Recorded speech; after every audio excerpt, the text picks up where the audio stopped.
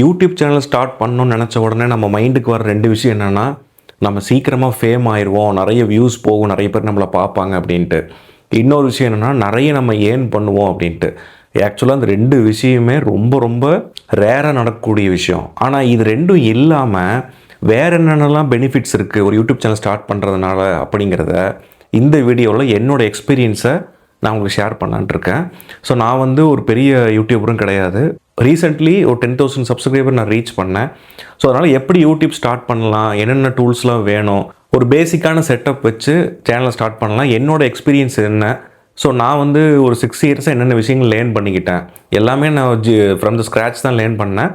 So இதெல்லாம் உங்களுக்கு share பண்ணலாம்னு சொல்லிட்டு ஒரு வீடியோ சீரிஸ் போடலான்னு சொல்லிட்டு தான் ஸ்டார்ட் பண்ணியிருக்கேன். இதில் வந்து ஃபஸ்ட் வீடியோ எதுக்காக வந்து யூடியூப் சேனல் ஸ்டார்ட் பண்ணணும், என்னென்ன பெனிஃபிட்ஸ் இருக்குது, எனக்கு தெரிஞ்ச எக்ஸ்பீரியன்ஸஸ்ஸு, அப்புறம் நான் பர்சனலாக எதுக்காக ஸ்டார்ட் பண்ணங்கிறது இந்த வீடியோ ஷேர் பண்ண போகிறேன்.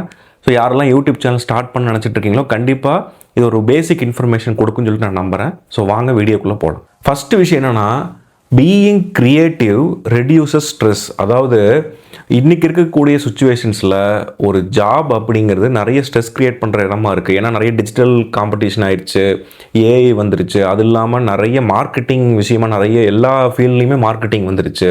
ஸோ நம்மளோட ஒரு சர்வைவலை மெயின்டைன் பண்ணுறதுக்காக ஒரு ஜாபுக்குன்னு போக வேண்டியிருக்கு. ஈவன் அது ஒரு பேசிக் ஒரு பிஸ்னஸாகவும் இருக்கலாம்.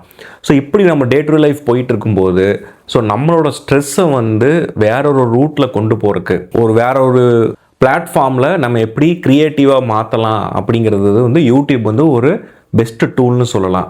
எப்படின்னா, நீங்கள் யூடியூப்பை பொறுத்தளவில் ஒரு டைட்டில் இருந்து, ஸோ இப்போ வந்து ஏஐ வந்துருச்சு. கிட்டத்தட்ட ஏஐ வர்றதுக்கு முன்னாடி 2021 சேனல் ஸ்டார்ட் பண்ணால் அப்போல்லாம் ஏஐலாம் அவ்வளோ ஃபேமஸ் கிடையாது. நீங்கள் வந்து ஒரு தம்ப்நெயில் செட் பண்ணுறதுலேருந்து, அதுக்கு பேசிக்காக ஒரு இமேஜ் நீங்கள் எடுக்கிறதுலேருந்து, உங்கள் வீடியோ எடிட் பண்ணுறதுலேருந்து, நேம் வைக்கிறதுலேருந்து, ஸோ எந்த மாதிரிலாம் உட்காரலாம், உங்கள் இடத்த டெக்கரேட் பண்ணலாம், இப்படி எல்லா விஷயமே வந்து பார்த்திங்கன்னா சின்ன சின்ன க்ரியேட்டிவ்னஸ் இருக்குது. ஸோ நீங்கள் வந்து ஒரு வீடியோ போடுறீங்க அப்படின்னா நம்ம உடனே ரீச் ஆகி இப்போ நிறைய வியூஸ் பண்ண அவசியம் கிடையாது. நமக்கு பிடிச்ச மாதிரி சின்ன சின்ன விஷயங்கள் நம்ம டே டு டே லைஃப்லேருந்து வெளியில் வந்து சின்னதாக நம்மளால் ஒரு விஷயத்தை பண்ண முடியும். ஒரு சின்ன செட்டப் க்ரியேட் பண்ணலாம், ஒரு லைட்டிங் செட்டப் க்ரியேட் பண்ணலாம். உங்களுக்கு வந்து ஒரு வீடியோ எடுக்கல இன்ட்ரெஸ்ட் இருந்தால் சின்ன சின்ன வீடியோஸ் எடுக்கலாம். ஸோ இந்த மாதிரி வந்து நீங்கள் உங்கள் க்ரியேட்டிவிட்டியை காட்டுறதுக்கான ஒரு நல்ல பிளாட்ஃபார்மாக யூடியூப்பை நீங்கள் கன்சிடர் பண்ணலாம். ஸோ அதுக்காக நீங்கள் கண்டிப்பாக சேனல் ஸ்டார்ட் பண்ணலாம். ஸோ ரெண்டாவது ரீசன் நான் நினைக்கிறேன்னா, என்கேஜிங் டைம். அதாவது இப்போ நம்ம மேக்ஸிமம் வந்து டயத்தை வந்து ஸ்பாயில் பண்ணிகிட்டு இருக்கோங்கிற மாதிரி சொல்லலாம். இப்போ நிறைய சர்வேவும் சொல்கிறாங்க, இந்த ரீல்ஸ் பார்க்குறது அப்படி இப்படின்னு சொல்லிட்டு நிறைய மூவிஸ் பார்க்குறது இந்த மாதிரி. ஸோ நீங்கள் ஒரு சேனல் ஆரம்பிக்கும் போது நீங்கள் அதுக்காக நிறைய விஷயங்கள் பண்ண வேண்டியிருக்கும். எப்படின்னா நிறைய டைம் ஸ்பெண்ட் பண்ண வேண்டியிருக்கும். இப்போ ஒரு கண்டென்ட், ஒரு புக் ரிவ்யூ போடுறீங்கன்னா புக்ஸ் படிக்கணும், அதை ஷார்ட் அண்ட் ஸ்வீட்டாக மாற்றணும், அதை எப்படி இன்னும் கொஞ்சம் இன்ட்ரெஸ்டிங்காக சொல்லலாம்.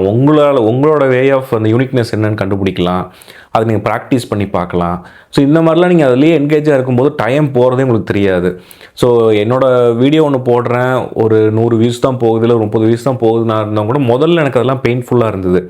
ஆனால் அதை எடுத்து போடுறதே ஒரு தனி ஒரு என்ஜாய்மெண்ட்டாக இருக்கும். ஸோ நம்ம எப்படி எடுக்கிறோம், என்ன மாதிரி நம்ம ப்ரெசென்ட் பண்ணுறோம், நம்ம எப்படி இம்ப்ரூவ் ஆகிட்டு இருக்கோம் அப்படிங்கிறது நம்ம பார்க்கும்போது நமக்கே வந்து ஒரு ஹாப்பினஸ்ஸாக இருக்கும். அது மட்டும் இல்லாமல் உங்களுக்கு அந்த நாள் போகிறதே தெரியாது. அந்த எடுக்கிறது, எடிட் பண்ணுறதெல்லாம் ரொம்ப ஸ்பீடாக போகிற மாதிரி இருக்கும். உங்கள் டைமை வந்து ரொம்ப வைஸாக யூஸ் பண்ண மாதிரி ஒரு ஃபீல் கிடைக்கும். ஸோ அடுத்தது ரொம்ப ரொம்ப முக்கியமான விஷயம், இந்த ஸ்கில் வந்து எல்லா ஃபீல்ட்லேயும் தேவைப்படுற ஸ்கில் என்னென்னா, கம்யூனிகேஷன் ஸ்கில் வந்து கொஞ்சம் கொஞ்சமாக இம்ப்ரூவ் ஆகும். ஏன்னா நீங்கள் ஒரு யூடியூப்பில் பேசுகிறீங்க அப்படின்னா ஒரு அன்னோன் ஆடியன்ஸ் மாதிரி பேசுகிறீங்கன்னு எடுத்துக்கலாம். ஸோ அவங்களுக்கு புரியுற மாதிரி பேசுகிறதுக்கு ஏதாவது ஒன்று நீங்கள் இம்ப்ரூவ் பண்ணிக்கிட்டே தான் இருக்கணும். அப்போனா தான் உங்களோட ஸ்பீச் வந்து ஒரு மைக்ரோ லெவலில் இம்ப்ரூவ் ஆகிட்டே இருக்கும். ஸோ அப்போ கம்யூனிகேஷன் ஸ்கில்லுக்கு யூடியூப் வந்து ரொம்பவே கான்ட்ரிபியூட் பண்ணுது. ஸோ நீங்கள் வந்து ஒரு 10 வீடியோ 20 வீடியோ உங்களுக்கு தெரிஞ்ச ஒரு டாப்பிக்கை வச்சு பேசி போடுறீங்க, ஈவன் அது ப்ரைவேட்டில் போட்டாலும் சரி, பப்ளிஷ் பண்ணாமல் ஜஸ்ட் ஒரு ப்ரைவேட் வீடியோவை நீங்கள் போட்டிங்கனாலும் சரி, உங்களுக்கு அந்த 10 வீடியோ முடியும் போது நீங்கள் பேசுகிற விதத்துலேயே ஒரு சின்ன சேஞ்சஸ் வரும். ஸோ கண்டிப்பாக கம்யூனிகேஷன் ஸ்கில் இம்ப்ரூவ் பண்ணணும்னு நினைக்கிறவங்க, சில பேர் வந்து இங்கிலீஷ் ஃப்ளூயண்ட்டாக பேச நினைக்கிறவங்க தாராளமாக இங்கிலீஷில் வந்து ஏதாவது ஒரு ஒரு ஸ்டோரி நரேட் பண்ணுற மாதிரி பேசி ஜஸ்ட் வந்து நமக்காக நம்ம க்ரியேட் பண்ணி நம்மளையும் கூட அதை பார்த்துக்கலாம். கண்டிப்பாக டெவலப்மெண்ட் வந்து 100% இருக்கும். ஸோ அடுத்து இதோட சைடு எஃபெக்ட் மாதிரி பப்ளிக் ஸ்பீக்கிங் ஸ்கில். ஸோ நீங்கள் வந்து உங்களுக்கு சப்ஸ்கிரைபர் இன்க்ரீஸ் ஆகிறாங்க, இல்லை நீங்கள் நிறைய நேரம் கேமரா முன்னாடி வந்து பேசுகிறீங்க அப்படின்னா, டக்குன்னு ஒரு 100 பேர் இருக்கிறாங்க, ஒரு 10 பேர் இருக்கிறாங்க, ஒரு கேதரிங் இருக்குது, ஏதாவது ஒரு 2 விஷயம் பேசணும்னா உங்களுக்கு அந்த சைனஸ் அப்படிங்கிறது ஓரளவுக்கு ரெடியூஸ் ஆகிருக்கும். அப்போ நீங்கள் வீலாகராக இருக்கீங்கன்னா அந்த கேமரா வச்சுட்டு சில பேர்லாம் என் ஃப்ரெண்ட்ஸ்லாம் வந்து பார்த்தீங்கன்னா ஒருத்தர் வந்து எத்தனை பேர் இருந்தாலும் அவர் மைண்ட் பண்ண மாட்டார், அவர் பாட்டில் பேசி எடுப்பார். ஸோ அப்படிலாம் வந்து இருக்கும்போது பப்ளிக்கில் நீங்கள் ஒரு ஸ்பீச் கொடுக்கறது, பப்ளிக்கில் இருக்கக்கூடிய அந்த ஒரு ஆக்வர்ட் ஃபீலிங் இது எல்லாமே கம்ப்ளீட்டாக போயிடும். ஸோ அதுக்கப்புறம் எனக்கு கிடைச்ச ஒரு ஃபீல் என்னென்னா ஒரு சாட்டிஸ்ஃபிகேஷன், அப்புறம் வந்து ஒரு மீனிங். ஸோ நம்ம வந்து ஒரு சர்வைவலுக்காக ஒரு வேலைக்கு போகிறோம், அதை தாண்டி நம்ம என்ன பண்ணோம் அப்படின்ட்டு யோசிக்கும்போது இந்த யூடியூப்பில் நம்ம சில வீடியோஸ் போட்டு அதுக்கு ஏதாச்சும் ரேராக ஒரு கமெண்ட் வரும். உங்களோட வீடியோ பார்த்தா ரொம்ப நல்லா இருந்தது, எனக்கு ஒரு நல்ல ஒரு மோட்டிவேஷனாக இருந்தது. எஸ்பெஷலி நான் புக் ரிவ்யூஸ் வந்து நிறைய போட்டிருக்கேன். ஸோ அதை பார்த்துட்டு யாராவது வந்து அதை அப்ரிஷியேட் பண்ணி போடும்போது உண்மையிலேயே ரொம்ப ஒரு மீனிங்ஃபுல்லான ஒர்க்கை நம்ம பண்ணியிருக்கோம், கண்டிப்பாக யாரோ ஒருத்தருக்கு அது யூஸ்ஃபுல்லாக இருக்கலாம் அப்படின்னு சொல்லிட்டு ஒரு நல்ல ஒரு பாசிட்டிவான ஃபீல் கிடைக்கும். அப்புறம் ஒரு மீனிங் கிடைக்கும். நம்ம திரும்பி பார்க்கும்போது எங்கேயெல்லாம் போயிருக்கோம், என்னெல்லாம் பண்ணியிருக்கோம்.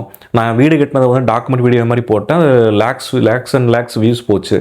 ஸோ அதெல்லாம் வந்துட்டு எனக்கு இப்போ திரும்பி பார்க்கும்போது ஸோ இதெல்லாம் நம்ம பண்ணியிருக்கோம், நம்ம லைஃப் ஸ்டைல் எப்படிலாம் மாறி இருக்குன்னு சொல்லிட்டு பார்க்கும்போது ஒரு நல்ல ஒரு மீனிங்ஃபுல்லாக இருக்குது, ஒரு சாட்டிஸ்ஃபைடாக இருக்குது. ஸோ அடுத்து நம்ம வந்து போகும்போது நம்மளை அறியாமையே ஒரு பெரிய ஒரு லெகசியான ஒர்க் விட்டு போயிருப்போம்.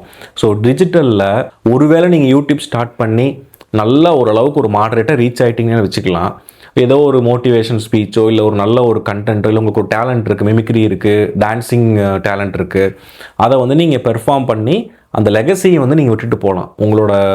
உங்கள் வாழ்க்கைக்கு அப்புறமும் யூடியூப்பில் வந்துட்டு உங்களோட கண்டென்ட்ஸ் வந்து ப்ளே ஆகிட்டுருக்கும். ஸோ அதுக்கப்புறம் நம்ம ஸ்கில்லை வந்து மேலும் மேலும் வளர்த்துக்கிறதுக்கு உண்மையிலேயே வந்து ஒரு பெஸ்ட் பிளாட்ஃபார்ம் வந்து பார்த்திங்கன்னா யூடியூப். ஏன்னா இப்போ வந்து நீங்கள் நல்லா டான்ஸ் ஆடுற எபிலிட்டி இருக்குது அப்படின்னா நீங்கள் வந்து அந்த யூடியூப் மேனேஜரில் வந்துட்டு எவ்வளோ வியூஸ் போயிருக்கு, எங்கே வரைக்கும் பார்த்துருக்காங்க, அப்புறம் வந்து ஒரு ரேண்டம் ஆடியன்ஸோட கமெண்ட்ஸ் வரும். ஸோ இதெல்லாம் பார்க்கும்போது நம்ம அவங்கள வந்து கொஞ்சம் கொஞ்சமாக நம்ம டேலண்ட்டை ஸ்கில்லை வந்து இம்ப்ரூவ் பண்ண ஆரம்பிப்போம். ஏன்னா இப்போ நீங்கள் ஒரு ஊருக்குள்ளே இருக்கீங்க இல்லை ஒரு ஏரியாவில் இருக்கீங்கன்னா ஒரு 10 பேர் டான்ஸ் கிளாஸுக்கு போகிறீங்கன்னா அந்த 9 பேர் தான் உங்களுக்கு காம்படிட்டர். ஆனால் யூடியூப் அப்படிங்கிறது ஒரு பெரிய கடல் மாதிரி. நீங்கள் ஒரு புக் ரிவ்யூ போடுறீங்க அப்படின்னா கிட்டத்தட்ட ஒரு 1,00,000 பேர் வந்து புக் ரிவ்யூ போட்டிருப்பாங்க. நீங்கள் அவங்க கூட காம்படேட் பண்ணிவிட்டு சம்திங் ஸ்பெஷலாக நீங்கள் ஏதோ ஒன்று பேசணுங்கிறதுக்காக ப்ரிப்பேர் பண்ணுவீங்க. ஸோ அப்போ கண்டிப்பாக உங்களோட டே பை டே உங்களோட ஸ்கில் வந்து இம்ப்ரூவ் ஆகும். ஒரு மிமிக்ரி ஸ்கில்லாகவும் இருக்கலாம், இல்லை ஒரு ஆக்ட் பண்ணக்கூடிய ஸ்கில்லாகவும் இருக்கலாம், என்டர்டெயின் பண்ணுற ஸ்கில்லாகவும் இருக்கலாம். ஸோ எதாக இருந்தாலும் கண்டிப்பாக நீங்கள் யூடியூப் சேனல் ஸ்டார்ட் பண்ணி அந்த ஸ்கில்லை நீங்கள் டெய்லியும் போட ஆரம்பிச்சிங்கன்னா கண்டிப்பாக அது இம்ப்ரூவ் ஆகும். ஸோ அடுத்து லைஃபுக்கு தேவையான ஒரு ஸ்கில் கண்டிப்பாக டெவலப் ஆகும். என்ன அப்படின்னு பார்த்தீங்கன்னா எமோஷ்னல் மெச்சூரிட்டி. என்னென்னா இப்போ பொதுவாகவே வந்துட்டு நம்ம கிரிட்டிசிசம் வந்து நம்ம ஃபேஸ் பண்ணுறதுக்கு யாருமே ரெடியாக இருக்க மாட்டோம், அந்த ஒரு ஓப்பன் மைண்ட் செட் இருக்காது. ஆனால் யூடியூப்பில் நீங்கள் ஒரு வீடியோ எடுத்து போட்டிங்க அப்படின்னா உங்கள் ஃப்ரெண்ட்ஸ் முதற்கொண்டு தெரியாதவங்க முதற்கொண்டு அதை பற்றி நெகட்டிவாகவும் நிறைய கமெண்ட்ஸ் கொடுப்பாங்க. சில பேர் வந்து இல்லை உனக்கு இருக்கிற ஸ்கில்லுக்கு இது ஒத்து வராதுன்னு கூட சொல்லுவாங்க. ஸோ இந்த மாதிரி நிறைய நெகட்டிவான கமெண்ட்ஸ் வரும். இதை தாண்டி நீங்கள் அடுத்த வீடியோ போடும்போது உங்களோட மெச்சூரிட்டி லெவல் வந்து இம்ப்ரூவ் ஆகும். ஓகே, அவங்களோட ஒப்பீனியன் அவங்க சொல்லியிருக்காங்க, இதில் நம்ம எப்படி மாற்றிக்கலாம்னு சொல்லிட்டு மாற்றிருக்கு. ஸோ நானும் இந்த மாதிரி நிறைய கிரிட்டிசைஸ் பண்ணியிருக்கிறாங்க. சில கமெண்ட்ஸ்லாம் வந்துட்டு கேட்டோம் அப்படின்னா நம்ம இன்னும் இந்த யூடியூப் சேனல் டெலீட் பண்ணிடலாங்கிற அளவுக்குலாம் தோணும். ஸோ இருந்தாலும் நம்ம அதை தாண்டி நம்மளால் முடிஞ்ச ஒரு விஷயத்தை நமக்காக பண்ணுறோன்னு போகும்போது நம்மளுடைய எமோஷனல் மெச்சூரிட்டி கண்டிப்பாக இம்ப்ரூவ் ஆகும். ஸோ அதுக்கப்புறம் நான் அட்டாமிக் ஹேபிட்ஸ் சொல்லிட்டு ஒரு புக் ரிவ்யூஸ் போட்டிருக்கேன். அதில் ரொம்ப முக்கியமாக சொல்கிற விஷயம் என்னென்னா கன்சிஸ்டன்சி, தொடர்ச்சியாக ஒரு ஹேபிட்டை பண்ணுறது. ஸோ அதை சப்போர்ட் பண்ணுறதுக்கு இல்லை நீங்கள் ஒரு ஹேபிட்டை கொண்டு வரணும்னு நினைக்கிறீங்கன்னா வீடியோஸ் வந்து நீங்கள் அப்லோட் பண்ணி பாருங்கள். ஏன்னா அதில் வந்து நீங்கள் கரெக்டான அப்லோட் வைக்கணும், இது பர்டிகுலர் டேட்டில் பப்ளிஷ் பண்ணணும், அதுவே உங்களுக்கு மோட்டிவேட் பண்ணிகிட்டே இருக்கும். யூடியூப் மேனேஜரில் வந்துட்டு ஸ்கெடியூல் பண்ணிவிட்டு நம்ம வந்து வீடியோஸ் போடணும், நமக்கு சேலஞ்சு பண்ணுற மாதிரி இருக்கும். ஓகே, தர்ஸ்டே போட்டோமா அடுத்து ஃப்ரைடே போடுவோம் அப்படின்னு சொல்லிட்டு அடுத்து ஒரு கன்சிஸ்டண்ட்டாக நம்ம வந்து ஒரு ஹேபிட்டை கற்றுக்கிறதுக்கு இது ஒரு நல்ல பிளாட்ஃபார்மாக இருக்கும். ஸோ அடுத்த பாயிண்ட் என்னென்னு பார்த்தீங்கன்னா உங்களோட இன்செக்யூரிட்டிஸை நீங்கள் கண்டிப்பாக அசப்ட் பண்ணிப்பீங்க. ஸோ எனக்கு ஒரு ஃபோன் முன்னாடி உட்காந்து பேசுகிறதுக்கு நிறைய இன்செக்யூரிட்டிஸ் இருந்தது. ஸோ நம்ம வந்து சில பேருக்கு அக்லியாக தெரியும், சில பேருக்கு இவன் வந்து ஒரு யூடியூப்பில் பேசுகிற அளவுக்கு பெரிய ஆளான்னு சொல்லி யோசிப்பாங்க. சில பேர் நம்ம பாடி ஷேம் பண்ணுவாங்க, நம்ம ஹேர்லேருந்து இது வரைக்கும் ட்ரெஸ் வரைக்கும் கூட பாடி ஷேம் பண்ணுவாங்க. ஸோ இந்த மாதிரி நமக்குள்ளே இருக்கக்கூடிய இன்செக்யூரிட்டிஸ் இதெல்லாம் தாண்டி நீங்கள் வீடியோ எடுத்து ஒரு 100 பேர் அதை பார்க்குறாங்க, இல்லை ஒரு 2 பேர் ஒரு பாசிட்டிவாக கமெண்ட் கொடுத்துருக்காங்க அப்படின்னா இது எல்லாமே டிசால்வ் ஆயிரும். அந்த ஒரு சரி ஓகே இந்த 2 பேர் நல்லா தான் சொல்லியிருக்காங்களே, அவங்களுக்காக நம்ம இன்னொரு வீடியோ போடுவோம் அப்படின்னு சொல்லிட்டு நீங்கள் போடும்போது உங்கள் கான்ஃபிடென்ட் லெவலும் அதிகமாகும். இன்செக்யூரிட்டிஸ் உங்களுக்குள்ளே இருக்குது, ஒரு தாழ்வு மனப்பான்மைலாம் இருக்குன்னா ஆட்டோமேட்டிக்காக டிஸப்பியர் ஆக ஆரம்பிக்கும். ஸோ இதெல்லாம் நான் வந்து அப்சர்வ் பண்ணது, என் ஃப்ரெண்ட்ஸுக்கிட்ட சில விஷயங்கள்லாம் நான் கேதர் பண்ணது. ஸோ எனக்கு பர்சனலாக ஒரு 3 ரீசன். எனக்கு இந்த 6 இயர்ஸ் வந்து நான் பண்ணேன். ஸ்டார்டிங்கில் வந்து எல்லாத்து மாதிரி நானும் ஓகே நிறைய பணம் வரும், நம்ம போட்டோம்னா நிறைய ரீச் ஆகும், எப்படியா நம்ம இது பண்ணிடலாம் அப்படிலாம் நினச்சேன். நிறைய டிசப்பாயின்மெண்ட்ஸ் ஃபேஸ் பண்ணேன். வியூஸ்லாம் வந்து ரொம்ப 2 டிஜிட் சிங்கிள் டிஜிட்லாம் போகும்போதெல்லாம் ரொம்ப டிசப்பாயின்மெண்ட் ஃபேஸ் பண்ணேன். அப்புறம் எதிர்பார்த்த அளவுக்கு இன்கம் வரல. மனிட்டைசேஷன் ஆகிட்டேன். ஒரு 2 இயர்ஸ் 3 இயர்ஸ் கழிச்சு மனிட்டைசேஷன் ஆனேன். ஆனால் எதிர்பார்த்த அளவுக்கான இன்கம் இல்லை. அப்புறம் ரொம்ப டிலே 6 இயர்ஸ் கழிச்சு தான் 10,000 சப்ஸ்கிரைப். இதுக்கான காரணம் என்னென்னா, எனக்கு நிறைய கமிட்மெண்ட்ஸ் இருந்தது. என்னோடய சேனலில் வந்து புக் ரிவ்யூஸ் போட்டேன், நிறைய டிஃப்ரெண்ட் வெரைட்டிஸ் போட்டேன், அதனால் பெருசாக ரீச் ஆகலை. ஸோ இதெல்லாம் தாண்டி எனக்குள்ளே என்ன சாட்டிஸ்ஃபிகேஷன் இருந்தது, நான் எதுக்காக ஸ்டார்ட் பண்ணேன் அப்படிங்கும்போது, இந்த புக்ஸ் எல்லாத்தையும் ஒரு டிஜிட்டல் வெர்ஷனாக மாற்றணும். நாளைக்கு யாராவது நெட்டில் அடித்தாங்கன்னா இந்த புக்ஸ் வந்து வீடியோவாக வரும்போது ஒரு 1000 பேர்த்தில் அட்லீஸ்ட் ஒருத்தராவது வந்துட்டு நம்ம புக் வாங்கி படிக்கலாம்னு தோணணும்னு ஃபஸ்ட்டு ஒன்று நினச்சேன். ரெண்டாவது, நான் அப்போயே மென்ஷன் பண்ணியிருந்த மாதிரி லெகசி விட்டு போவோம்னு சொல்கிற மாதிரி எனக்கு வந்து ஒரு ஆத்தர் ஆகணும், புக் எழுதணும்னு ஆசை. ஸோ அது வந்து இப்போதைக்கு பண்ண முடியுமான்னு தெரியல. ஸோ இந்த வீடியோஸ் போடும்போது என்னோடய காலத்துக்கு அப்புறமும் ஒரு 100 இயர்ஸ்க்கு அப்புறம் கூட யாரோ ஒருத்தர் என்னோடய வீடியோ ஒரு வியூ போச்சுன்னா கூட digitally I will be present. அப்புறம் எனக்கு புக் ரீடிங் வந்து ரொம்ப ரொம்ப பிடிக்கும். இந்த லிட்ரேச்சர் புக்ஸ் எல்லாம் படித்து ஸோ இதெல்லாம் எனக்கு ரொம்ப பிடிக்கும். என்னோடய பர்சனல் ரொம்ப பிடிச்ச ஹாபி அது. ஸோ அதையவே ஒரு இன்னொரு ஹாபியாக மாற்றினா எப்படி இருக்கும், ஒரு யூடியூப் சேனலில் மாற்றினா எப்படி இருக்குன்னு சொல்லிட்டு அதை ஸ்டார்ட் பண்ணேன். ஸோ அதுக்கப்புறம் என்னாச்சுன்னா, அந்த புக்ஸை நம்ம போடும்போது அது ஒரு சாட்டிஸ்ஃபேக்ஷன் கொடுத்தது. ஸோ இது வந்து 2வது ரீசன். 3வது ரீசன் என்னென்னு பார்த்தீங்கன்னா, எனக்கு எதனால் யூடியூப் சேனல் ஸ்டார்ட் பண்ணேன் அப்படின்னா, எனக்கு சின்ன வயசுலேருந்தே ஃபோட்டோகிராஃபி வீடியோஸ்லாம் ரொம்ப பிடிக்கும். ஸோ அப்போது வந்து கொஞ்சம் கொஞ்சமாக சரி நம்ம ஏன் ஒரு வீடியோ எடுக்கக்கூடாது, நம்மளே நம்ம எடுத்து பார்க்கலாமே சொல்லிட்டு இதெல்லாம் ட்ரை பண்ணலாம்.